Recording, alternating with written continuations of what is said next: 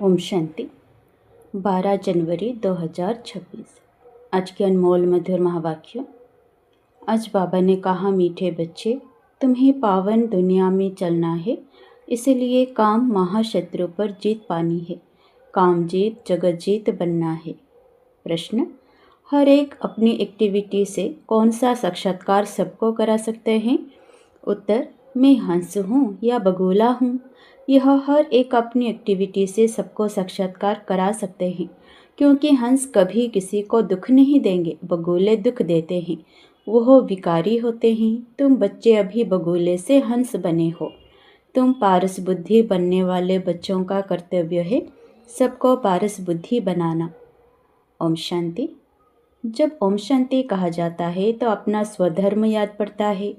घर की भी याद आती है, परंतु घर में बैठ तो नहीं जाना है। बाप के बच्चे हैं तो जरूर अपना स्वर्ग भी याद करना पड़े। तो ओम शांति कहने से यह सारा ज्ञान बुद्धि में आ जाता है। मैं आत्मा शांत स्वरूप हूँ, शांति के सागर बाप का बच्चा हूँ। जो बाप स्वर्ग स्थापन करते हैं वो बाप ही हमको पवित्र शांत स्वरूप बनाते हैं। मुख्य बात है पवित्रता की। दुनिया ही पवित्र और अपवित्र बनती है। पवित्र दुनिया में एक भी विकारी नहीं है, अपवित्र दुनिया में 5 विकार हैं। इसीलिए कहा जाता है विकारी दुनिया। वह है निर्विकारी दुनिया। निर्विकारी दुनिया से सीढ़ी उतरते उतरते फिर नीचे विकारी दुनिया में आते हैं। वह है पावन दुनिया, यह है पतित दुनिया। वह है दिन सुख, यह है भटकने की रात। यूं तो रात में कोई भटकता नहीं है, परंतु भक्ति को भटकना कहा जाता है। तुम बच्चे अब यहाँ आए हो सद्गति पाने। तुम्हारी आत्मा में सब पाप थे, 5 विकार थे, उनमें भी मुख्य है काम विकार, जिससे ही मनुष्य पाप आत्मा बनते हैं। यह तो हर एक जानते हैं, हम पतित हैं और पाप आत्मा भी हैं। एक काम विकार के कारण सब क्वालिफिकेशन बिगड़ पड़ती है। इसलिए बाप कहते हैं, काम को जीतो तो तुम जगत जीत अर्थात नए विश्व के मालिक बनेंगे। तो अंदर में इतनी खुशी रहनी चाहिए। मनुष्य पतित बनते हैं तो कुछ भी समझते नहीं। बाप समझाते हैं कोई भी विकार नहीं होना चाहिए, मुख्य है काम विकार। इस पर कितने हंगामे होते हैं, घर घर में कितनी अशांति, हाहाकार हो जाता है। इस समय दुनिया में हाहाकार क्यों है? क्योंकि पाप आत्माएं हैं। विकारों के कारण ही असुर कहा जाता है। अभी तुम समझते हो इस समय दुनिया में कोई भी काम की चीज़ नहीं। भंभोर को आग लगनी है। जो कुछ इन आँखों से देखा जाता है सबको आग लग जाएगी। आत्मा को तो आग लगती नहीं। आत्मा तो सदैव जैसे इंश्योर है, सदैव जीती रहती। आत्मा को कभी इंश्योर कराते हैं क्या? शरीर को इंश्योर कराया जाता है। आत्मा अविनाशी है। बच्चों को समझाया गया है यह खेल है।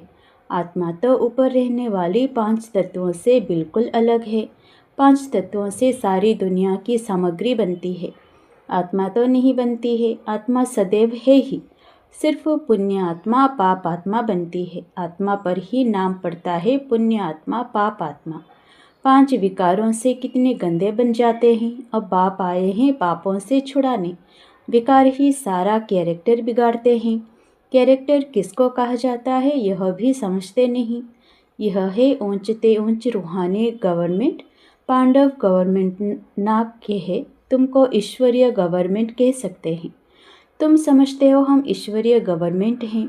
ईश्वरीय गवर्नमेंट क्या करती है? आत्माओं को पवित्र बनाकर देवता बनाती है। नहीं तो देवता कहाँ से आए यह कोई भी नहीं जानते हैं। तो यह भी मनुष्य, परंतु देवता कैसे थे, किसने बनाया? देवताएं तो होते ही हैं स्वर्ग में, तो उन्हों को स्वर्गवासी किसने बनाया? स्वर्गवासी फिर जरूर नरकवासी बनते हैं, फिर स्वर्गवासी। यह भी तुम नहीं जानते थे, तो और फिर कैसे जानेंगे? अब तुम समझते हो कि ड्रामा बना हुआ है, इतने सब एक्टर्स हैं। यह सब बातें बुद्धि में होनी चाहिए। पढ़ाई तो बुद्धि में होनी चाहिए ना, और पवित्र भी जरूर बनना है। पतित बनना बहुत खराब बात है। आत्मा ही पतित बनती है, 1-2 में पतित बनते हैं। पतितों को पावन बनाना यह तुम्हारा धंधा है। पावन बनो तो पावन दुनिया में चलेंगे, यह आत्मा समझती है। आत्मा ना हो तो शरीर भी ठहर ना सके, रिस्पॉन्ड मिल ना सके। आत्मा जानती है हम असुल पावन दुनिया के रहवासी हैं। अभी बाप ने समझाया है तुम बिल्कुल ही बेसमझ थे, इसीलिए पतित दुनिया के लायक बन पड़े हो। अब जब तक पावन नहीं बनेंगे तब तक स्वर्ग के लायक नहीं बन सकेंगे। स्वर्ग की भेंट भी संगम पर की जाती है, वहाँ थोड़े ही भेंट कर सकेंगे। इस संगम युग पर ही तुमको सारा ज्ञान मिलता है, पवित्र बनने का हथियार मिलता है। एक को ही कहा जाता है पतित पावन बाबा, हमको ऐसा पावन बनाओ। यह स्वर्ग के मालिक है ना, तुम जानते हो हम ही स्वर्ग के मालिक थे, फिर 84 जन्म लेकर पतित बने हैं। श्याम से सुंदर इनका नाम भी ऐसा रखा है।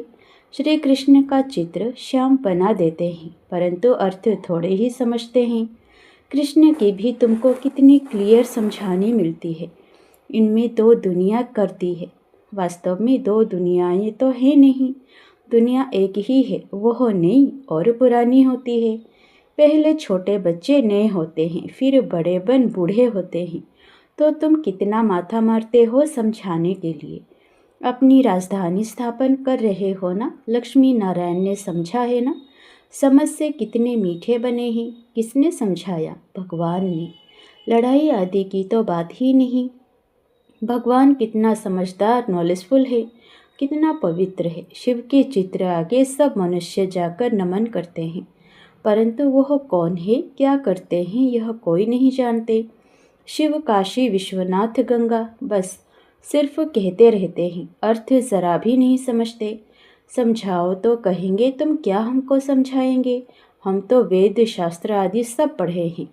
परंतु राम राज्य किसको कहा जाता है यह भी कोई जानते नहीं। राम राज्य सतयुग नई दुनिया को कहा जाता है। तुम्हारे में भी नंबरवार हैं जिनको धारणा होती है, कई तो भूल भी जाते हैं क्योंकि बिल्कुल ही पत्थर बुद्धि बन गए हैं। तो अब पारस बुद्धि जो बने हैं उनका काम ही औरों को पारस बुद्धि बनाना। पत्थर बुद्धि की एक्टिविटी वही चलती रहेगी, क्योंकि हंस और बगुले हो गए ना। हंस कभी किसी को दुख नहीं देते, बगुले दुख देते हैं। कई हैं जिनकी चाल ही बगुले मिसल होती है, उनमें सब विकार होते हैं। यहाँ भी ऐसे बहुत विकारी आ जाते हैं जिनको असुर कहा जाता है, पहचान नहीं रहती। बहुत सेंटर्स पर भी विकारी आते हैं, बहाना बनाते हैं, हम ब्राह्मण हैं परंतु हैं झूठ। इसको कहा ही जाता है झूठी दुनिया। वह नई दुनिया सच्ची दुनिया है, अभी है संगम। कितना फर्क रहता है। जो झूठ बोलने वाले, झूठा काम करने वाले हैं, वह 3rd ग्रेड बनते हैं। 1st ग्रेड 2nd ग्रेड तो होते हैं ना।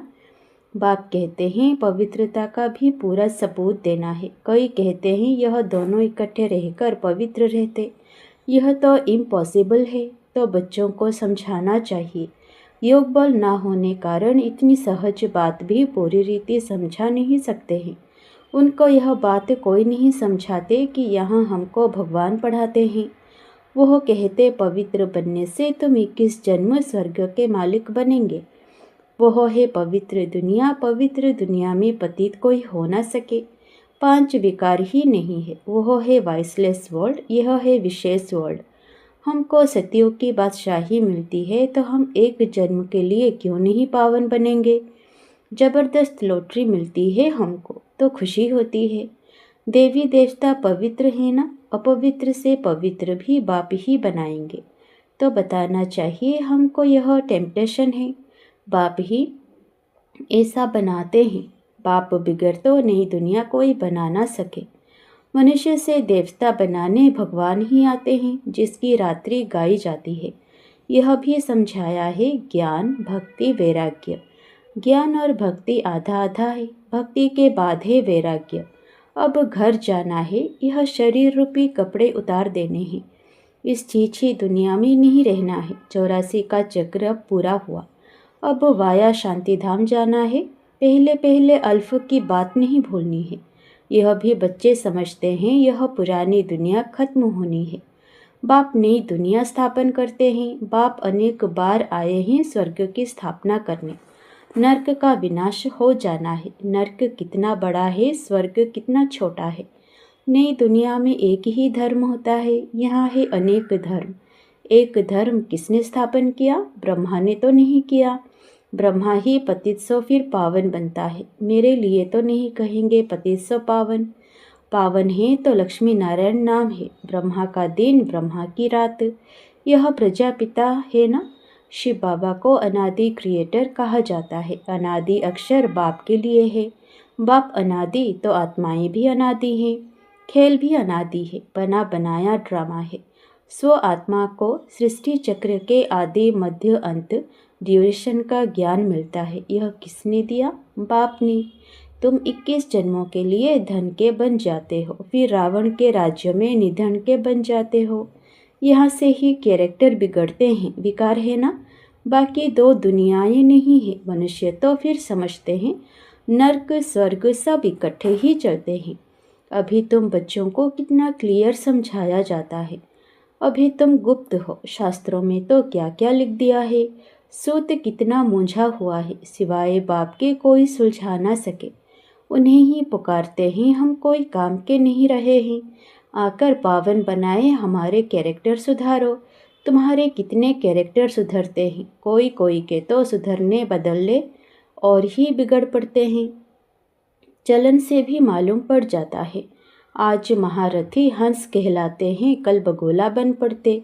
देरी नहीं लगती है। माया भी गुप्त है ना।